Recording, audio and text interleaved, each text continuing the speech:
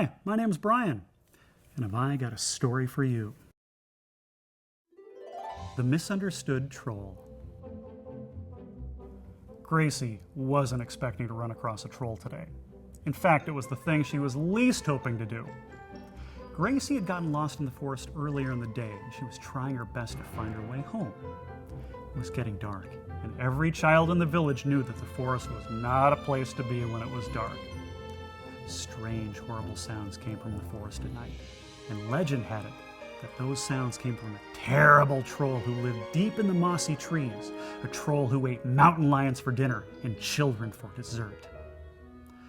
Gracie wasn't normally afraid of the forest. In fact, she liked to go there during the day. It was her escape. Gracie wasn't as pretty as the other girls in the village, and since her family was very poor, she dressed in shabby, drab clothes that her mother made. She didn't have any friends, so she liked to go to the forest or the fields by herself and play make-believe. She would sit in the tall grass or hide among the trees, pretending she was the most beautiful princess, dressed in the finest gowns. The small woodland creatures were her subjects, and the sound of the breeze or the stream was music that she would dance to with the most handsome prince in the land. But at this moment, the darkness gave the trees a sinister look, and the breeze sounded not like music, but like haunted voices whispering from the branches. She'd been following a stream, her head down, trying to see the path she was on, when she walked smack into a tree. At least, that's what she thought it was. While sitting there in the dirt, she looked up at the tree to see that it really wasn't a tree, but a troll. He looked rather tree-ish, being that he was so tall as two men. He had skin like peeling bark, a long, crooked nose, and a tangle of branches for hair.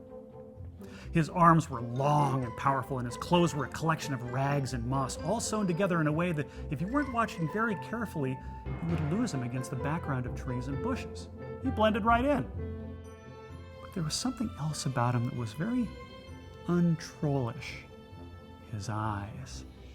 They were large, soft brown eyes, warm, friendly eyes that twinkled when he spoke, which he began to do. "Hello," said the troll softly. Hi," said Gracie nervously. She glanced around, looking for mountain lion bones, wondering if she was about to become dessert. "I don't suppose you happen to have a jar of fireflies with you?" asked the troll sheepishly. No, I'm afraid not. Why would you want fireflies?" asked Gracie. The troll looked down uncomfortably and toed the dirt. "I'm sort of afraid of the dark." "Don't be silly," said Gracie. "There's nothing to be afraid of. Besides, you're a troll. Everything else in the forest is afraid of you." "Why would they be afraid of me? I haven't done anything," said the troll. "Well, those horrible sounds we hear on dark nights, are they from you?" "Yes," said the troll. "Well, there you have it. They terrify everyone."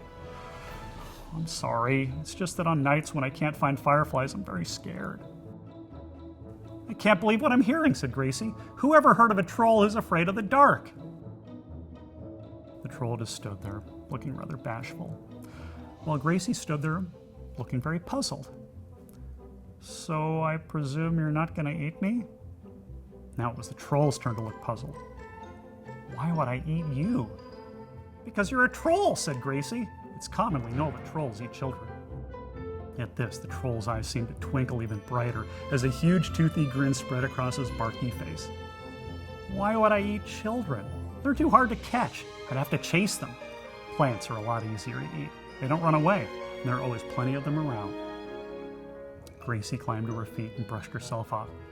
"So you're a troll who's afraid of the dark and only eats plants?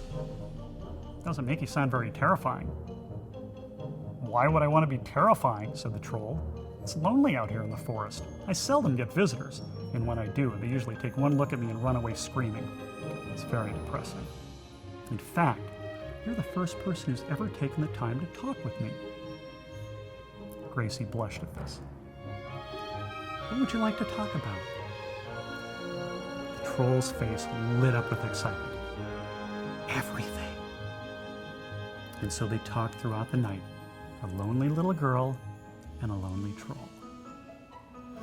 By the next morning, Gracie had learned more about trolls in the forest than she could have possibly imagined. And the troll had learned more about humans than he could possibly have imagined.